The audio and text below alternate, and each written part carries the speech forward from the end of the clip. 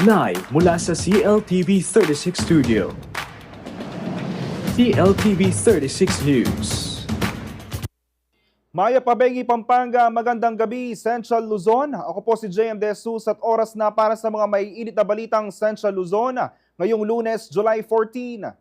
Inflation rate sa Central Luzon, patuloy ang pagbaba ayon sa PSA. Panyulong ng Kulturang Kapampangan, nasaning Crisot Heritage Foundation Incorporated. Financial capacity ng PhilHealth, matatag pa rin kahit ibinalik ang 60 billion pesos na pondo sa gobyerno. Happening on the Green, muling binuhay ng CDC bilang pagpupugay sa kasaysayan at kultura ng Clark. At alamin kung bakit double the strength at double the utility ang hatid ng Photon Wonder Pickup.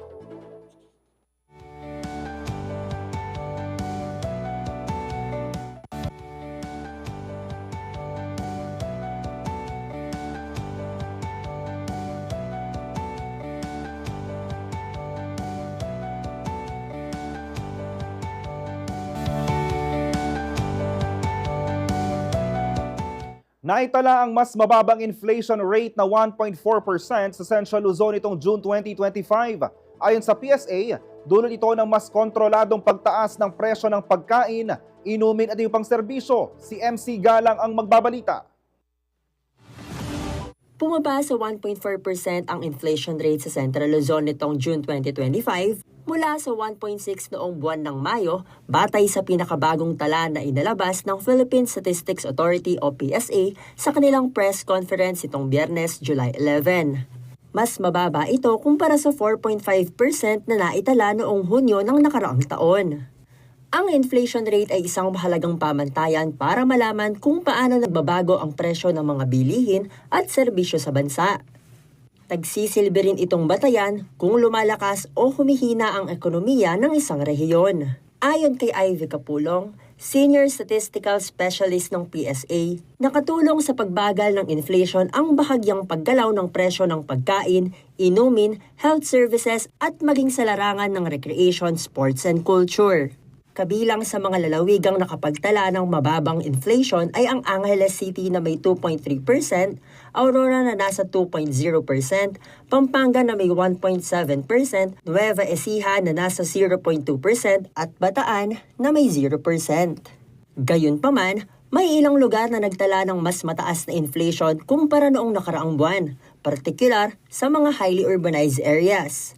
Nakapagtala ng mas mabilis na pagtaas ng antas ng inflation nitong June 2025 ang Bulacan, may 2.2% inflation rate, City of Olongapo na may 1.9% inflation rate, Tarlac na may 1.4% inflation rate, Zambales na may 0.8% inflation rate. Patunay raw ito na bagamat bumababa ang kabuang inflation sa Central Luzon, kailangan pa rin ng masusing pagbabantay sa mga lalawigang patuloy ang pagtaas ng presyo upang matiyak ang balanseng ekonomiya sa buong rehiyon. MC Galang, CLTV 36 News. Samantala, asahan ang dagdag presyo sa mga produktong petrolyo simula Martes, July 15. Nakatakdang magtaas ng presyo ang oil company sa bansa ng hanggang 70 cents per liter sa gasolina, 1 peso and 40 cents per liter sa diesel at 80 cents per liter sa kerosene. Ayon sa Department of Energy Oil Industry Management Bureau, ang pagtaas ng presyo ng langis ay bunsod ng pinababang oil production sa US sa kabila ng mas tumataas sa demand sa gasolina.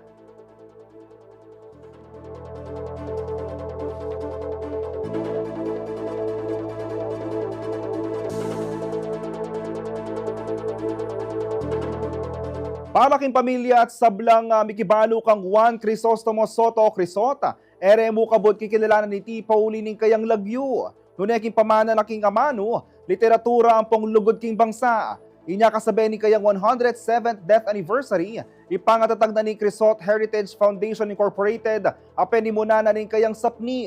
Kaya ba laring miyayaliw Kapampangan advocates, ang po Poeta Laureado ning Balen, Merapat yaing pekamumuna rang General Assembly bang lakwas ni pangpasignangan ang legasiya ng Crisot para karing tutuking generasyon.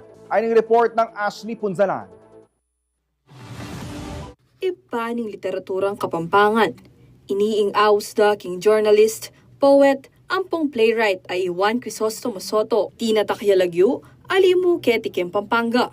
Nuneking mabilog a bangsa, kapamilatan da rin kayang obra. Dikil king kultura, kasalaysayan, ampong literaturang Kapampangan. King gulot ning kayang pen name, a Crisot, may sulat laring maharakal na poesya, drama, essays, ampong sarswela. Metong kareng peka pamoso ng obra maestro, ing alang Diyos, o king English, There is no God. A may sulat anyang 1901. Pauli na, may buuya ing Crisotan. Antimong Kapampangan version ning balagtasan. Dapat aliwa mo rin kayong obra. Ampong sinulat ning meging ambag na king kasalaysayan. Mikyabe mo naman king katipunan anyang 1896 at abe yaring linaban. Kareng Amerikano anyang 1898. Lalam ning pamuntok ng General Tomas Mascardo. Kaibat ning adwang dekada, may aunguyabye ikrisot. King edad a 51, anyang July 12, 1918. At king kayang 107 death anniversary ngening 2025, may tipon-tipon la ring sapni ng Crisot. Kambeda ring aliwapang magmasabal, king Amanong Siswan, ampong kulturang Kapampangan, king Bacolor Municipal Hall. Para king peka mumu ng General Assembly, ning Crisot Heritage Foundation Incorporated. Nasa ning aguman, apasik na nga ing legasiya ampong pamanang likwan ng Crisot. Pistaman mitalakad tong grupo ring palipi ng Crisot kanita, aliwaya kanu ing Crisot Heritage Foundation. Uling malyari ng milup at pakyabe ring miyayaliwang Kapampangan advocates. Agpangking acting president ning aguman, Sonia Soto, eya kabud para king pamilyang Soto ikrisot. Lakwas kikilanan de iti, antimong national treasure ning Balen. Alin may magsilbi itang dati konsepto, itang sa kanilang resort, literary and cultural rotation, kung kayo may ang purpose ng kamarana. Istong naging exclusive club ka, ali ka maglamba. Ating chance sa Mateo. I'm worried kasi rin nga na Deng Crisot, sapni, di taklay, may nakilala retang darakal. So I suggested if we can expand it. Dapat bibay siya ini. Para naman kareng tourism officers ng Siyudad San Fernando, ang poning Bacolor ay Riching Pangilinan at Voltaire Bong San Pedro. Maulagala ring organisasyon kalupa nanini, lakwas king kultura ning Labuat Kapampangan. Itang panga Kapampangan ko, apin yung direct connection ko kang Juan Crisostomo Soto. Regardless nung tagano ka rin ka kayong Pampanga, kailangan itang abye, ang papaytang erensya ng Crisot, kailangan panatilinan tayong mabye at gambulan tayo, banta rin tutuking generasyon na rin anak Kapampangan, kilala de pa mo rin at abalo da nung makananula katenakan at kagaling din kaya katamong aminunang Kapampangan. Ngeni manabela, ela manabi. So this is a welcome development. Burita mo ngeni year round at inta mo aktibidad. Bangkang tabiayan tayo mo, itang masanting legacy o ayang bag ng Crisot, Kimbalen Bacolod. Tinagod lamo naman king pamitipon, ring miyayaliwang poeta Lariado, Kayabe Ifrang Gintu, Abel Soto, Sergio Calyag, Bertong Esponga at ring miyaliwa pa. May biyasa kong may masang Kapampangan, may biyasa kong sinulat Kapampangan at siguro meging poeta laureado ko, paurinan ni nga pong Crisot. Bilang Kapampangan, makalwal kay Pampanga, na itang legacy ng kakatamong kay Crisostomo Soto, kami darlamyo. Pag maragulmi, na kami Kapampangan kami. Panikwanan mi, na ing amanong Kapampangan, yamate. Huling nga amanong Kapampangan, iyang kaladwa ng kakatamong panga Kapampangan. Tinigtigya naman violin ni Tristan Hinco, kabang memyeyang welcome remarks, Bacolor Mayor Eduardo Di Mandato. Samantala, babalakan namo naman ning aguman, apagsabihan ding LGU at miyayaliwang eskwela king Pampanga. Bang mika programa lang makaparikil, king pamagpasikan Kapampangan history, culture and tradition ang pong literature. May miyaya mo namang mensahe ing metong kareng apo ng Crisot ay Danilo Soto. Para kareng Kapampangan lakwas ring kayanakan ang makiabe at makisan metong kareng grupong manalakaran para king kalinangan na ning amanong siswan kalupaning Crisot Heritage Foundation. Kaya lugod na mo ng Kapampangan. Ang gagamitan tayo mo yung kakatamang bayaning ikrisot. Sana nung ketang nano nga sa opyo, malati, maragol, material o non-material, sopan nyo kaya po. Para yung kinabukasan na rin Kapampangan na ini ang pumabilog ang Pilipinas. Ashley Punzalan, CLTV 36 News. Samantala, muling pinatunayan na lalawigan ng Pampanga ang husay at kahandaan nito sa disaster response matapos tanghaling overall champion sa katatapos lamang na Central Luzon Regional Rescue Challenge 2025. Ginanap ito sa bayan ng Apalit at Porac mula July 8 hanggang July 11, kung saan sumabak ang mga kupunan mula sa iba't ibang probinsya ng rehiyon sa 4 na kategorya: Water Search and Rescue, Mountain Search and Rescue, Collapse, Structure Search and Rescue at Mass Casualty Incident. Namayagpag ang Pampanga sa mga makapigil hiningang pagsubok ng CSSR at MCI, habang wagi naman ang probinsya ng Aurora sa WASAR at Bulacan sa MOSAR. Ipinakita sa nasabing aktibidad ang matinding determinasyon, likas na galing at di matatawarang teamwork ng mga disaster risk reduction and management teams ng Central Luzon. Ang matagumpay na pagsasagawa ng challenge ay bunga ng ugnayan sa pagitan ng Pampanga Association of Local DRM Officers Incorporated, Office of Civil Defense Region 3 at ng mga lokal na pamahalaan ng Apalit at Porac.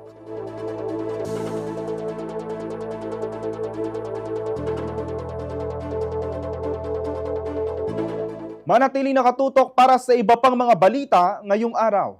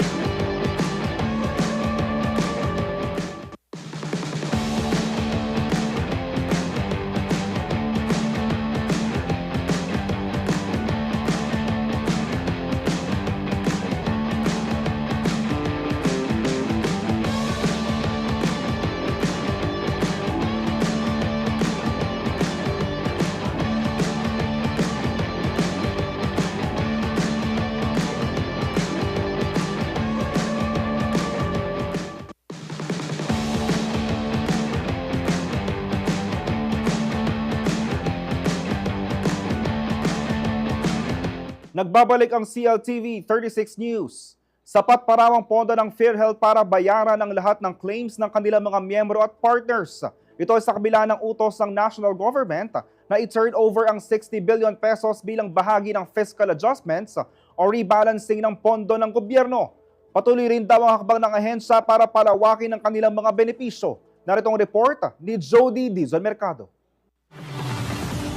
Tiniyak ni Walter Bacareza, Area 1 and 2 Vice President ng PhilHealth, na wala umanong dapat ikabahala sa pagbabalik ng 60 billion pesos na pondo ng tanggapan sa pamahalaan.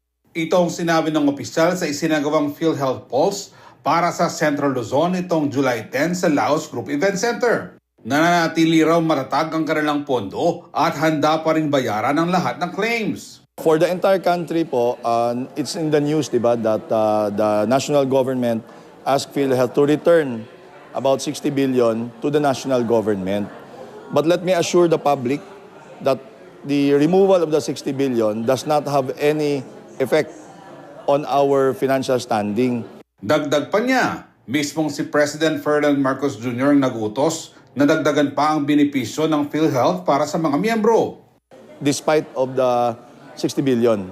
So kasi we admit that we have, as I have said kanina, we are in the pink of health. Your PhilHealth is one of the most liquid government corporation in the country today. So we have enough funds to pay all claims. May direktiba rin daw ang Pangulo na pabilisin pa ang proseso ng pagbabayad ng claim sa mga ospital. Target na mapababa sa 7 araw ang turnaround time. We are monitoring all payments of all regions. National figure means 24 days po ang turnaround time and about 96% of claims are paid in 24 days. And I am happy to report na for Region 3, Central Luzon, ang turnaround time po dito is 14 days.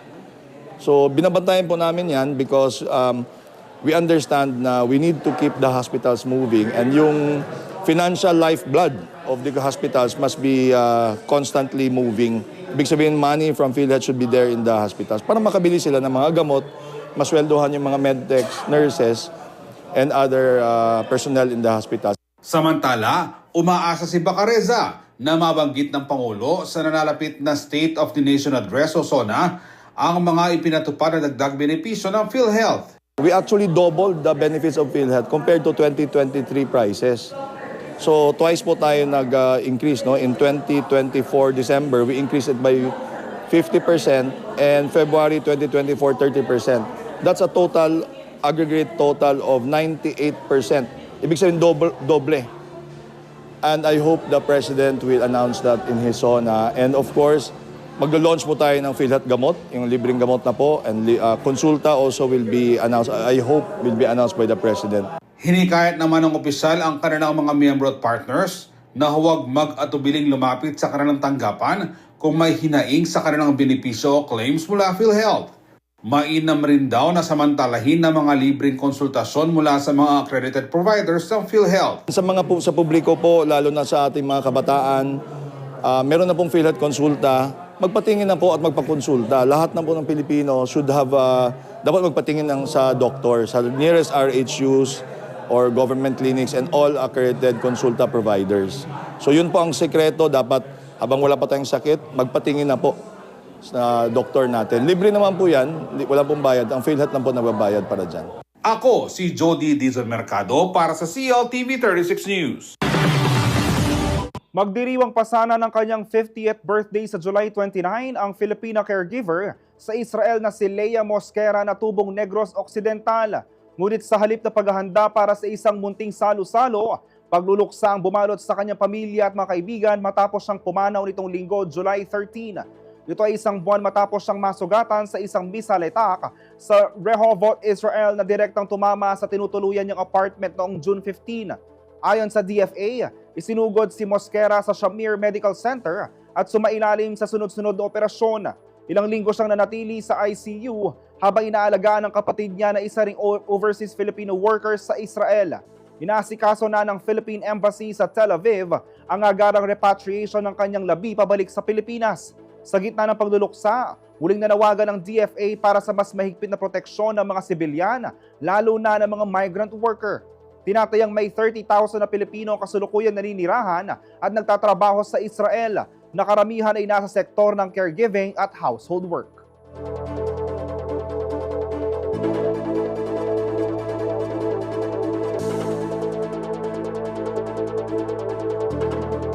Samantala, tinatayang nasa 11.1 million pesos ang naitalang pinsala sa Pag-asa Reef 1 matapos ang pagsadsad ng isang Chinese maritime vessel. Ito ay inanunsyo ng Palawan Council for Sustainable Development o PCSD sa isang press conference itong Lunes, July 14. Matatandang noong June 7, nang suyuri ng barko ng China ang mayamang karagatan na may 2.6 nautical miles ang layo sa Pag-asa Island. Ayon pa sa PCSD, nangyari ang insidente sa loob ng protected area sa ilalim ng Republic Act 7611 o ang Strategic Environmental Plan for Palawan Act. Ibig sabihin, walang kahit anuman umanong human activity ang pinahihintulutan sa nasabing area. Ikinababahala ngayon ng pamahalaan ang magiging epekto ng pagkasira ng mga coral reef sa biodiversity at maging sa kabuhayan ng mga mangingisda. Iminungkahi na ng PCSD ang pagpapataw ng 11.1 million pesos na penalty sa Chinese vessel na may bow number 16868.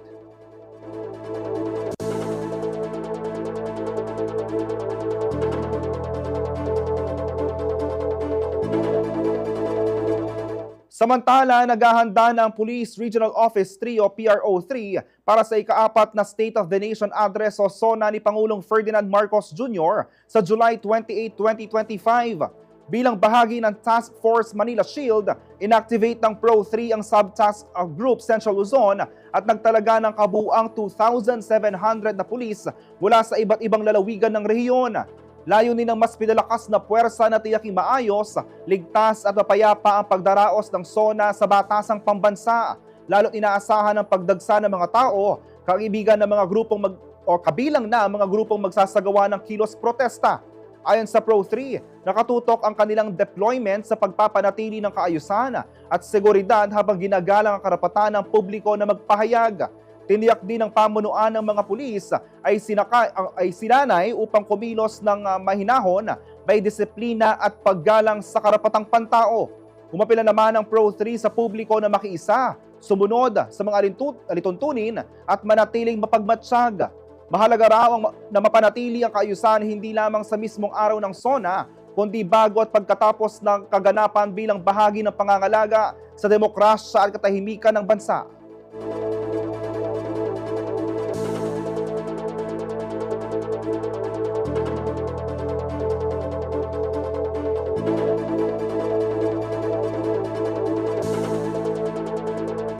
Sa ibang balita, arestado ng mga tauhan ng Bulacan 2nd Provincial Mobile Force Company ang isang lalaki na responsable sa pamamaril sa isang inuman sa barangay Tibag, Baliwag, Bulacan nitong Sabado, July 12. Ayon sa report ng pulisya, nagsimula ang insidente sa isang kasiyahan na nauwi sa alitan. Sa gitna ng tensyon, bigla umunong bumunot ng baril ang sospek at nagpaputok sa mga kasamahan sa inuman na nagresulta sa pagkakasugat na 3 individual. Mabilis itong tumakas sakay ng motorsiklo patungo sa direksyon ng Tibag, Sabang. Sa tulong ng impormasyon mula sa isang hindi pinangalanang testigo, agad na ikinasa ng mga otoridad ang isang hot pursuit at dragnet operation. Ilang minuto lamang ang lumipas, matagumpay na naaresto ang sospek sa mismong bahay nito sa parehong barangay. Na-recover sa kanya ng mga operatiba ang ginamit na baril at ang motorsiklong kanyang sinakyan sa pagtakas. Agad na dinala sa police station ang suspect para sa investigasyon. Kasalukuyan na siyang nasa kustodiya ng pulisya at nahaharap sa kasong frustrated homicide.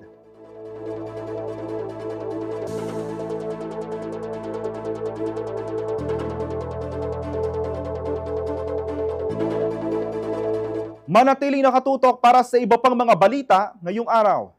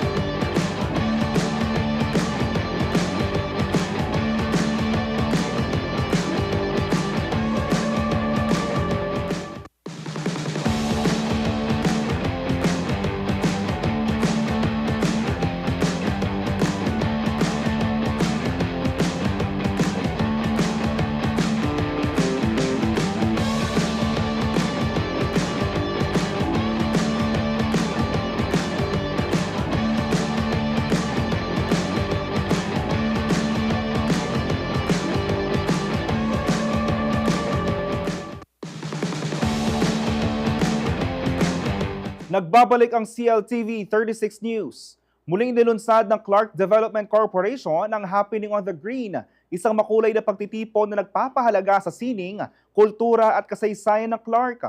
Layan itong buhay ng mga alaala ng mga masasayang carnival at kasiyahan bago pa man ito maging ganap na economic zone. Narito ang report ni MC Galang. Isang makulay at masiglang selebrasyon ang ginanap sa kick-off at press launch ng Happening on the Green o HOG sa parade grounds ng Clark nitong Biyernes, July 11.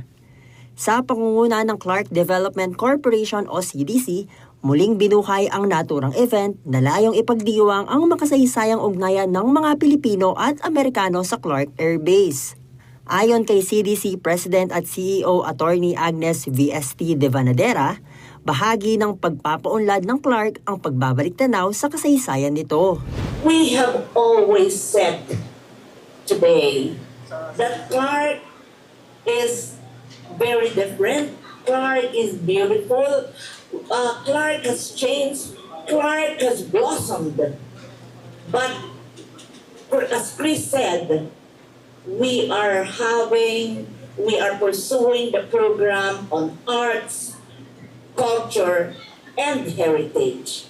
And this is what connects us. This program is what connects us from where we started and to where it is right now. As we're talking about memories, it's really different when you're from here. Because when we talk about memories of Clark, we talk about the carnival. Napuno ng alaala ang mga dumalo.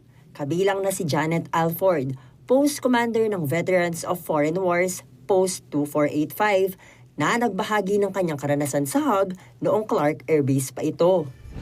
The annual HOG event was eagerly anticipated by many, especially children like myself. I recall the vast expanse of the green open field was alive with vibrant colors, the laughter of children, families, and the music fills the air. Aside from the games, there were horseback rides, where I experienced my first ride here at the HOG, here at Clark Air Base. I guess the horse that I was riding that time wasn't amused by me.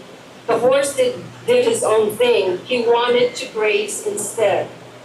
But nevertheless, that was a great memory. Para naman kay Richard Dinos, Tourism Director ng Region 3, mahalaga ang mga ganitong pagdiriwang para mapanatili ang kultura at mapaunlad ang turismo sa Clark. Nostalgia, giving back beautiful memories of your childhood, and of course, you'd like to pass that beautiful memory, the baton with that of your children. So I think that would be, it's really the best spot is in Clark, with its open space and so much to see. So more and more will be added to Clark attractions. Ang HOG ay magsisilbing panimulang selebrasyon para sa grand comeback nito sa darating na November 2025. Hindi lamang ito paggunita sa nakaraan, kundi paanyaya rin sa bagong henerasyon na muling maramdaman ang saya, kultura at diwa ng komunidad sa Clark. MC Galang, CLTV 36 News. Nakisaya mga Kabalen food entrepreneurs, chefs, hotel restaurant operators at iba pang food service operators sa isang masarap at masayang culinary event na Taste of Success hatid ng NutriAsia. Layo mo nito magbigay ng mga innovative solutions at business operation enhancement para sa kanilang mga food service partners. Ang buong detalye sa report ni Ashley Punzalan. Mula sa mga iconic brands na Dato Puti, Mang Tomas, UFC, Silver Swan at marami pang iba. Katuwang na ng bawat pamilyang Pilipino ang NutriAsia sa paghahatid ng panlasang Pinoy sa anumang handaan. Bilang pagbalik sa suporta at pagmamahal na natatanggap ng kanilang korporasyon, nabuo ang isang programa na naglalayon tumulong palakasin ang mga food business dito sa bansa. Nitong Huwebes, July 10, pinagsaluhan ng mga Kabalen food entrepreneurs, chefs, hotel restaurant operators at ng iba pang mga food service operators ang isang masarap-masayang culinary event experience sa Taste of Success ng NutriAsia na ginanap sa Hilltop Mimosa, Clark, Pampanga. Ayon kay Amy Alinsod, Channel Development Officer ng NutriAsia Food Service, Nakita umano ng NutriAsia ang mga pagsubok na hinarap ng mga restaurant at food operators dahilan upang mabuo ang Taste of Success. NutriAsia Taste of Success with Chef Sao del Rosario is a culinary learning event designed for restaurant operators and all other food service operators. We did it first in Boracay and now we're in Pampanga. So we saw the challenges faced by the restaurant operators and the food service operators, such as rising costs, the evolving taste of consumers, and the availability of ingredients and the manpower shortages. So we want to help food service operators elevate their dishes at delicious and in affordable cost. Pinaunahan ng tanyag na Kapampangan chef na si Chef Sao del Rosario ang cooking demonstration at pagbibigay ng mga practical tips sa pagpapalago ng negosyo ng mga kalahok dito. Simula pa noon, katuwang na umano ng NutriAsia si Chef Sao sa kanilang programa. Naniniwala kasi ang corporation sa kanyang malawak na karanasan pagdating sa food industry. Yung ideas niya kakaiba and maibibigay talaga yung kung anong trend na hinahanap ng mga consumer ngayon. Even yung not just with the food, no, and how it is presented as well. Diba? Pag maganda yung food styling, talagang maku-curious yung mga tao na puntahan ka. And yun yung isa sa maganda na part ng Taste of Success. So kasama yan sa mga na ituturo ni Chef Sao sa atin. Samantala, hinimok naman ni Alinsod ang iba pang food service operators at mga aspiring food entrepreneurs na makilahok sa mga aktibidad ng NutriAsia.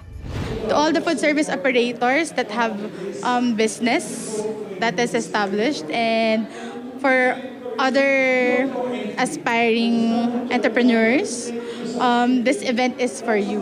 We want to be your collaborative partner, work closely with you to develop innovative solutions and optimize your business operations. Bukod sa food demo ni Chef Sao, namigay rin ang NutriAsia ng mga prizes, raffles at exclusive discounts para sa mga lumahok. Para naman sa mga nais makisaya sa aktibidad, bisitahin lamang ang social media page ng NutriAsia Food Service at maghintay ng announcement para sa susunod na Taste of Success event ng NutriAsia. Ashley Punzalan, CLTV 36 News. Samantala, naglabas ng pahayag ang Animal Kingdom Foundation o AKF kaugnay na muling pagkalat ng isang 2021 viral post kung saan dalawang pet owner nagdala ng aso sa loob ng mall comfort room upang gamitin ang baby diaper changing station. Ayon sa AKF, hindi lamang ito ang unang pagkakataong nangyari ito. May mga lumang ulat din umano kung saan ginagawa namang playground ng mga bata ang mga pet park sa mall na isang espasyong nilikha para sa ligtas na paglalaro ng mga alagang hayop. Paalala ng grupo, ang ganitong uri ng misuse ay maaaring magdulot ng panganib sa parehong hayop at tao. Hinimok nila ang publiko, fur parent man o hindi, na igalang ang shared spaces bilang hakbang tungo sa mas ligtas at maayos na komunidad.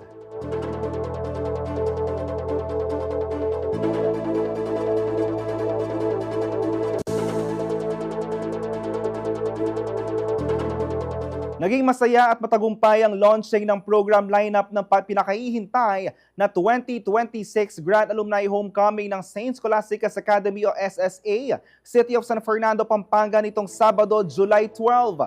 Bilang bahagi ng selebrasyon, naka-100 at isang anibersaryo ng paaralan, pangungunahan ng Silver Jubilarians Batch 2001 ang homecoming na may temang pop culture fusion. Layunin nitong pagsamahin ng iba't ibang henerasyon ng mga kulasa sa pamamagitan ng mga aktibidad at programang nagbibigay diin sa self-expression, pagbabalik tanaw sa alaala at pagpapahalaga sa Benedictine values. Kasabay nito, masaya rin na inanunsyo ni Catherine Manaloto, ang chairperson ng batch, ang paglulunsad ng www.kulasa2001.com, isang digital platform para sa alumni registration, ticket sellings at iba pang mga impormasyon kaugnay ng homecoming.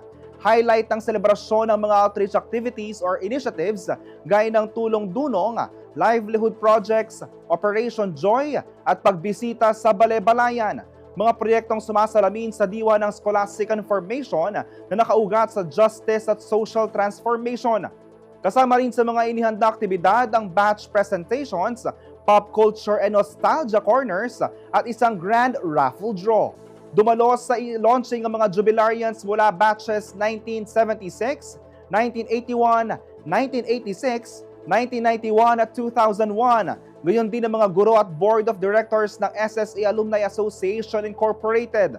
Nakatagdang idaos ang 2026 Grand Alumni Homecoming ng SSA sa February 7, 2026 sa St. Cecilia's Covered Court.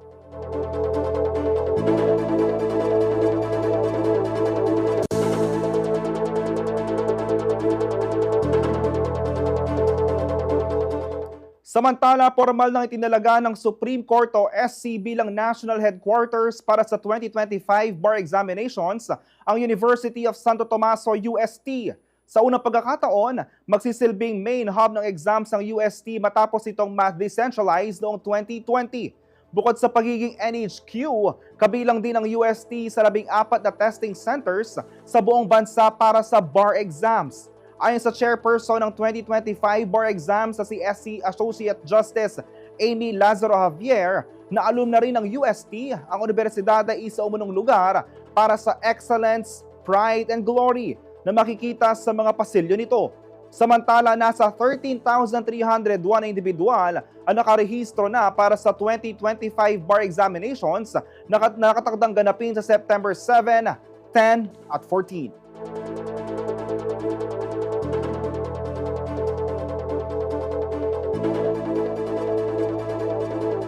Manatili nakatutok para sa iba pang mga balita ngayong araw.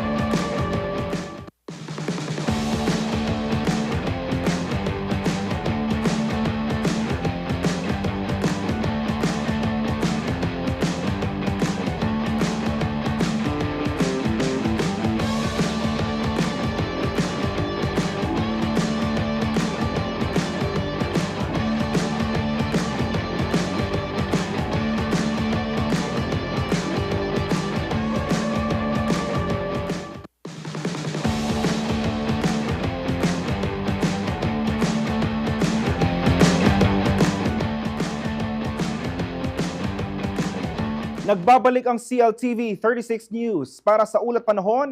Alamin natin kay Rainier Agas, weather forecaster mula sa Pag-asa Clark Station.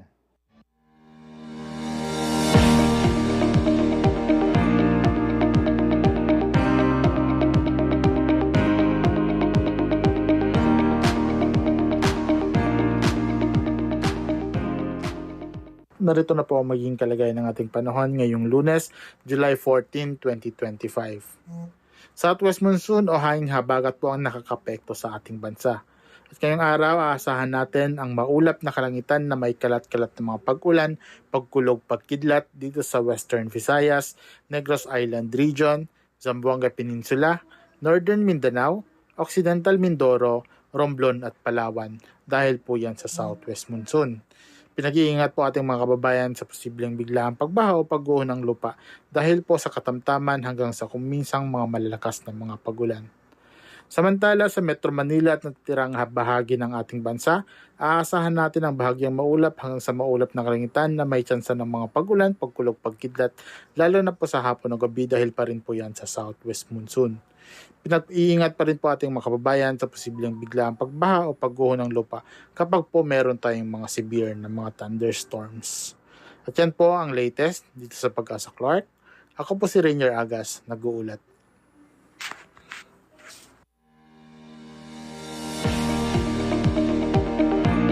Nagbukas sa matinding bakbakan ng Game 1 ng PBA Philippine Cup Finals sa pagitan ng TNT, Tropang 5G at San Miguel Beermen itong linggo, July 13.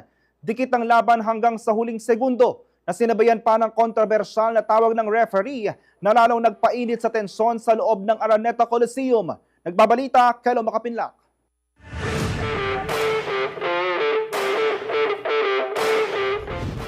Mainit ang naging unang sagupaan ng TNT Tropang 5G at San Miguel Beermen sa Game 1 ng PBA Philippine Cup Finals na ginanap sa Smart Araneta Coliseum nitong linggo, July 13.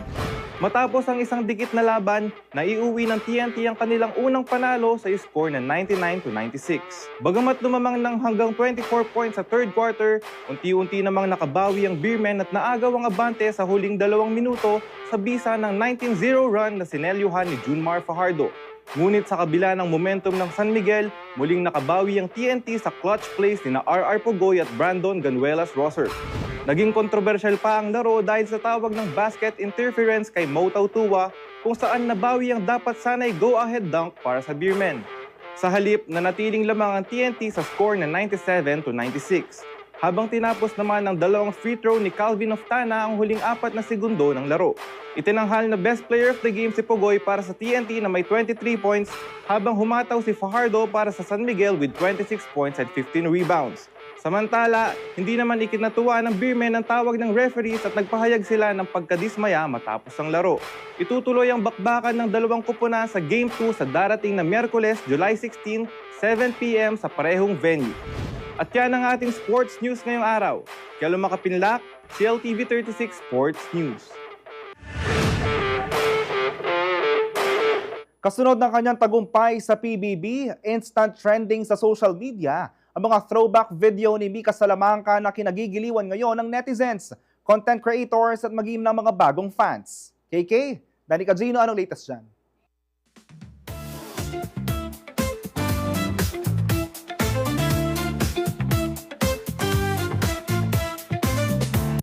Fresh pa mula sa kanyang pagkapanalo bilang big winner sa Pinoy Big Brother Celebrity Collab Edition, muling pinatunayan ng ating controversial Kabay Blend ng Pampanga na si Mika Salamanca na siya ang tunay na reyna.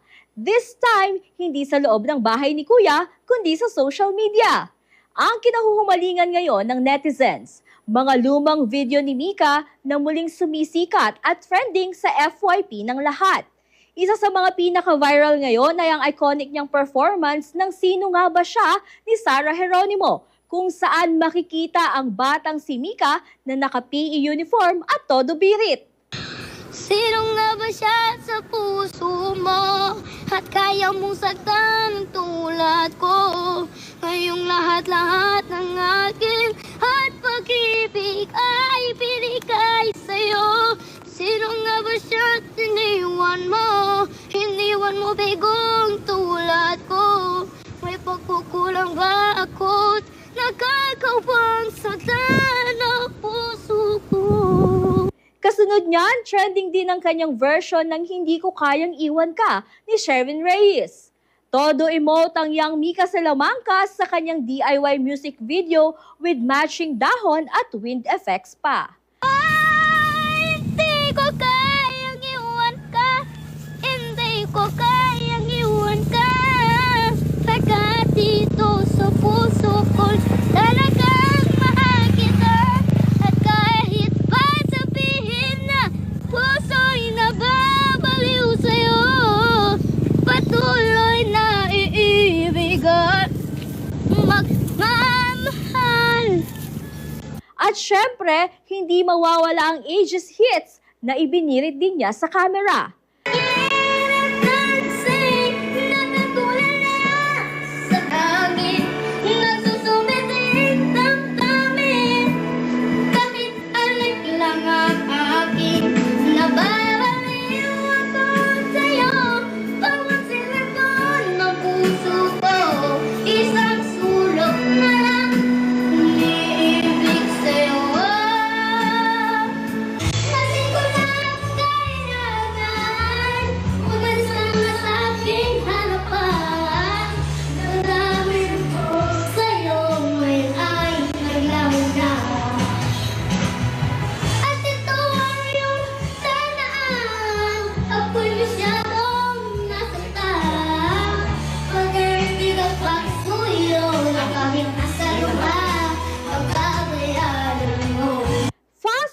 forward to present day, hindi nagpahuli si Mika sa sariling kasikatan.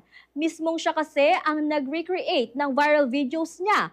And this time, may dagdag na kilig, charm at natural na kakulitan. Umani agad ito ng libo-libong views, shares at reactions mula sa fans at content creators na sumabay rin sa trend. Samantala, ibinahagi naman ng co-manager ni Mika na si John Enriquez ang isang heartwarming story sa likod ng kanyang mga trending video. Ayon kay John, ang mga viral na video ay orihinal na kinunan at ipinadadala noon sa kanyang nanay Bambi na nagtatrabaho sa ibang bansa habang nasa Pilipinas si Mika at ang kanyang pamilya. Ginagawa raw nila ito upang maibsan ang pangungulila ng kanilang ina, kaya't madalas silang nagpapadala ng mga video ni Mika na sumasayaw, kumakanta at nagpapatawa. Sa ngayon, patuloy na dumarami ang nakikisabay at gumagawa ng kani-kanilang version ng Mika Classics. At ang dating simpleng pampasaya para kay Nanay Bambi, ngayon, isa ng national trend at paandar sa internet. At yan ang ating entertainment news. Ako si Danica Gino, CLTV 36 News. Matibay sa trabaho, maasahan sa kalsada. Isang bagong Wonder pinakikilala ng photo ng kanilang all-new Wonder Double Cab Pickup. Ready for heavy-duty performance pero swak pa rin sa pang-araw-araw na biyahe. Alamin kung bakit ito ang bagong kabarkada ng mga Pinoy na hanap ay tibay, estilo at praktikalidad.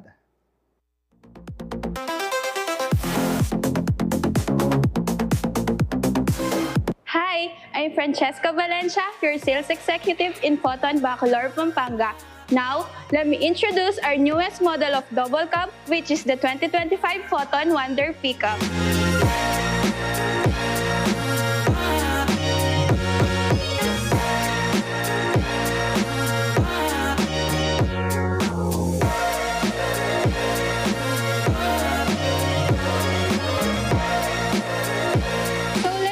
With the front, so si Photon Wonder, meron na rin siyang headlight with daytime running light with the attachment of logo ni Photon sa gitna, and then meron na din siyang fog lamp with the grille accent. So si Photon Wonder ay isang double cab na may suspension na independent suspension sa harap and lift spring naman sa likod. Disc brake sa harap, drum brake sa likod. And may horsepower po siya na 118 and torque na 152. So si Photon Wonder Pickup ay may 200mm na ground clearance and naka 5-speed manual transmission na rin siya. So ang size ng gulong ni Wonder Pickup ay 175x75 R14. So yung pagka-drop side ni Wonder Pickup Double Cab is very spacious na rin, wherein very good on use talaga siya for those people na magbe-business or etc. So yung payload capacity ng pagka-drop side niya is nasa 915 kg, and for safety, meron na rin siyang reverse camera, reverse sensor, and ad lights. Para sa interior naman ng ating Wonder Pickup Double Cab is made of durable hard plastic materials. And since double cab na rin siya, yung seating capacity niya ay 5-seater. And dahil multi-purpose power steering na rin siya, meron na rin siyang power lock and power window. So yung upuan naman niya is manual, forward, backward, tilt, and adjustment, and is made of fabric seat with Photon logo. So yung steering ni Photon Wonder Double Cab is electronic power steering, wherein meron na rin siyang cruise control, shift knob, knob for manual transmission, and dito naman is yung speedometer niya. Meron na rin tayong compartment dito sa taas, and yung map light, and then yung infotainment niya. So si Photon Wonder Pickup ay may touchscreen na rin na infotainment, wherein meron na rin siyang multifunction radio, Bluetooth connectivity, and reverse camera, wherein usually na hinahanap ng client natin. So si Photon Wonder ay nagkakahalaga ng 788,000 pesos with 35,000 all-in DP. For DP inclusion, meron na tayong Laos Group 24/7 road assistance good for 1 year, wherein you can get as much as 32,500 worth of benefits. Meron na rin 3 years LTO registration, 1 year insurance with AON and shuttle mortgage. For freebies, meron na rin kaming tint, seat cover, and matting.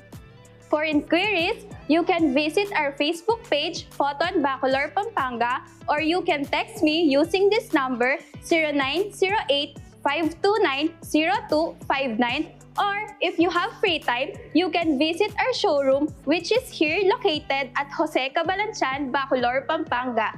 Again, this is Francesca Valencia, your sales executive in Photon, Bacolor, Pampanga. Dahil sa Laos, kayang-kaya sa Photon! At yan ang mga balitang nakalap ng CLTV 36 News. Para sa karagdagang detalye, maaari nyo i-follow ang aming social media pages. Sa Facebook, CLTV 36 Official at CLTV 36 News. Sa Twitter o X, CLTV 36. Sa Instagram, CLTV 36 Official. Kung nais yung balikan ng mga programa ng CLTV, pwede niyong bisitahin ang aming YouTube channel, CLTV 36 Official, at ang aming website, www.cltv36.tv. I-promote ang iyong negosyo para mas marami kang maabot sa TV at social media sa pamamagitan ng pagkikipag-partner sa CLTV 36. Magpa-advertise na at i-feature ang iyong produkto o serbisyo sa aming mga news at public affairs program. Para sa inquiries, mag-message sa aming official Facebook page o tumawag at mag-text sa 0930-381-9332 o 0918-854-2357. Mapapanood din ang mga programa ng CLTV nationwide via Signal Channel 115 at sa ating 38 cable partners. Kasama ang buong pwersa ng CLTV News and Current Affairs, ako po si JM De Jesus. Maraming salamat po.